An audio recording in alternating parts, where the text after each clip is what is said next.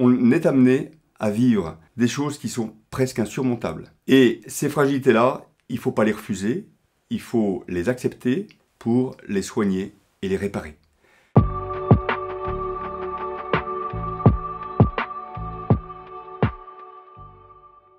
Dominique de Lorgerie, capitaine de vaisseau dans la marine, donc c'est l'équivalent de colonel si vous voulez, et je suis dans la marine depuis 1983. Le caractère indispensable et fragile d'un militaire, eh bien un homme engagé pleinement, engageant sa vie personnelle, professionnelle et familiale au service d'une cause qui le dépasse, qui est la défense de son pays et qui peut l'amener à partir en tout temps, en tout lieu, pour mener les missions qu'on va lui confier.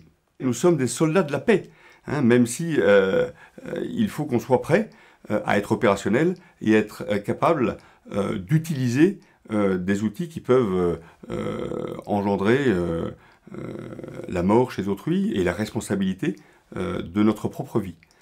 Voilà, donc c'est un engagement très, très fort. Les fragilités que ça apporte, naturellement, c'est qu'on demande énormément aux soldats et que ce niveau d'exigence peut l'amener, en particulier quand il peut y avoir des disharmonies entre l'action et sa conscience, peut l'amener à se rendre dans des situations de grande fragilité et parfois de syndrome post-traumatique, parce qu'on est amené à vivre des choses qui sont presque insurmontables.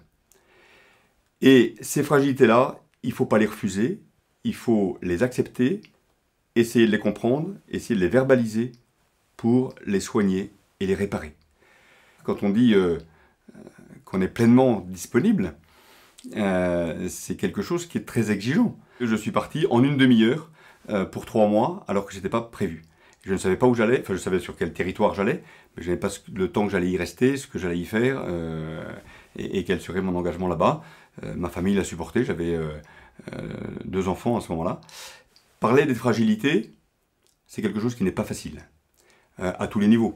Et dans une grande communauté comme celle de la communauté militaire, c'est pas facile non plus, parce que il y a en plus cette nécessité de la discrétion, de ce qu'on appelle la réserve militaire, qu'on interdise à un jeune parce que sa vie a été complètement transformée, parce qu'il habite à 600 km de là où il était avant, parce qu'il s'est marié, parce qu'il a envie de fonder une famille, et de lui dire tu peux pas partir avant 3, 4 ou 5 ans, ça me paraît